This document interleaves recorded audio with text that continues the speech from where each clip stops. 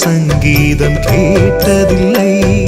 பொன்மகளின் புன்னகை போல் யுகப் பூக்களுக்கு புன்னகைக்க தெரியவில்லை. என் பிள்ளை எட்டு வைத்த நடையை போல எந்த இலக்கண கவிதையும் நடந்ததில்லை.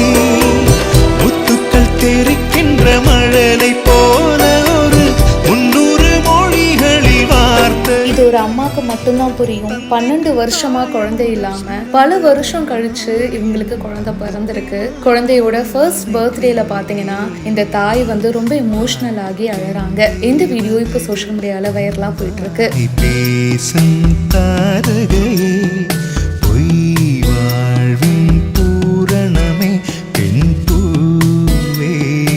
கல்யாணம் ஆகி இத்தனை வருஷம் ஆச்சு இன்னும் குழந்தை இல்லையா அப்படின்னு போற போக்குல நிறைய பேர் ஈஸியா கேட்டுட்டு போயிடுவாங்க. ஆனா அந்த கப்பலுக்கு தான் தெரியும் அவங்க எவ்வளவு மனவலிய கோத்ரூ பண்ணிட்டு இருக்காங்கன்னு. குழந்தை இல்லை அப்படின்னா அதுக்கு ஏதாச்சும் ஒரு பர்டிகுலர் ரீசன் இருக்குங்க. சில பேருக்கு ஹெல்த் இஷ்யூவா இருக்கலாம், சில பேருக்கு பர்சனல் ரீசன்ஸா இருக்கலாம், இன்னும் சில பேருக்கு அவங்களுக்கு வேணாம் அப்படின்னு கூட தோணலாம். ஆனா குழந்தை வேணும்னு யோசிச்சும் சில பேருக்கு வந்து குழந்தை நிக்காது. அவங்களாம் ரொம்பவே ஃபீல் பண்ணுவாங்க. அப்படிதான் இந்த தாயும் ஃபீல் பண்ணியிருக்காங்க. கிட்டத்தட்ட 12 வருஷம் குழந்தைக்காக காத்துட்டு இருந்திருக்காங்க. 12 வருஷம் கழிச்சு அவங்களுக்கு ஒரு பையன் பிறந்திருக்காரு. அவரோட ஃபர்ஸ்ட் பர்த்டேல இந்த தாய் ரொம்ப எமோஷனலா ஃபீல் பண்றாங்க.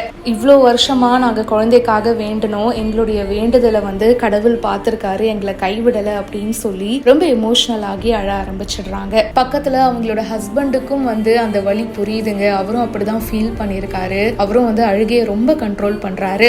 ஏற்கனவே குழந்தை இல்லை அப்படின்ற வலி அவங்களுக்கு ரொம்பவே அதிகமா இருக்குங்க. அதை விட பெரிய வலி என்னன்னா சுத்தி இருக்கிறவங்க ஏன் குழந்தை இல்லை, எதனால குழந்தை இல்லை, இன்னும் குழந்தை பெத்துக்கலையான்னு குத்தி குத்தி காட்டுவாங்கல்ல. அதுதாங்க ரொம்பவே கொடுமையான ஒரு விஷயம். இதை பத்தி உங்களுடைய கருத்துக்களை ஷேர் பண்ணுங்க. பிஹைண்ட் ரூட்ஸுக்கு இப்பவே ஃபாலோ பண்ணுங்க.